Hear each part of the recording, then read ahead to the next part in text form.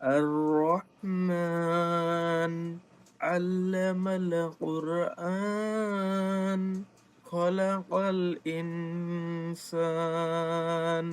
علمه البيان الشمس والقمر بحسبان والنجم والشجر يسجدان والسماء رفعها ووضع الميزان ألا تطغوا في الميزان وأقيموا الوزن بالقسط ولا تكسروا الميزان والأرض وضعها للأنام فيها فاكهة والنخل ذات الأكمام والحب ذو العصف والريحان فبأي آلاء ربكما تكذبان আসসালামু আলাইকুম।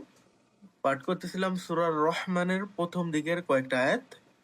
এন্ড দেখো, আমাদের এই সমাজে কিন্তু এখন একটা ট্রেন্ড হয়ে গেছে যে আমরা সবাই রাত্রে দেরি করে ঘুমাবো এবং সকালে দেরি করে ঘুম থেকে উঠবো। এটা কিন্তু আসলে তুমি যদি পৃথিবীর সবচাইতে ধনী ব্যক্তিদের লাইফস্টাইলের দিকে তাকাও অথবা সবচাইতে সফল ব্যক্তিদের লাইফস্টাইলের দিকে তাকাও, তার সাথে কিন্তু সাংঘর্ষিক। তুমি রিসার্চ করে দেখো পৃথিবীর সবচেয়ে ধনী ব্যক্তিরা, তারপর সবচাইতে সফল ব্যক্তিরা তারা কখন ঘুমাইতে যায়, তারা কখন ঘুম থেকে ওঠে। এবং আমাদের হজরত মোহাম্মদ সাল্লাল্লাহু আলাইহি সাল্লাম, তার সুন্নাহগুলো ফলো করো, দেখো তিনি কখন ঘুম থেকে উঠতেন, কখন ঘুমাতে যেতেন। সো মানে আমাদের ধর্মীয় রীতিনীতির থেকে তুমি দেখো অথবা পৃথিবীর সফল মানুষের লাইফস্টাইলকে ফলো করে তুমি দেখো, রিসার্চ করে দেখো, যেইখান থেকে তোমার মানতে ইচ্ছা করে তুমি মানো। বাট এইভাবে তো আর চলা যায় না যে একটা জাতির প্রায় 70%, 80% মানুষ রাত্রে দেরি করে ঘুমাবে এবং কি দেরি করে ঘুম থেকে উঠবে। আলটিমেটলি এতে কিন্তু আমাদের অনেক দুরারোগ্য ব্যাধি হচ্ছে শরীরে। শরীরের শক্তি সেরকম পাচ্ছি না, আমরা অনেক সময় দেখি আহ পড়া মনে রাখতে পারতেছি না, এরকম নানাবিধ সমস্যার কিন্তু আমরা সম্মুখীন হচ্ছি। বাট আমরা যদি সকালে ঘুম থেকে উঠতে পারতাম, তখন এই যে কত সুন্দর এনভায়রনমেন্টটা, কত সুন্দর করে দিনটাকে এনজয় করা যায়, এই ব্যাপারটা আসলে মানে তুমি যদি কখনো ঘুম থেকে সকালে না ওঠো তখন বুঝবা না, বুঝছো?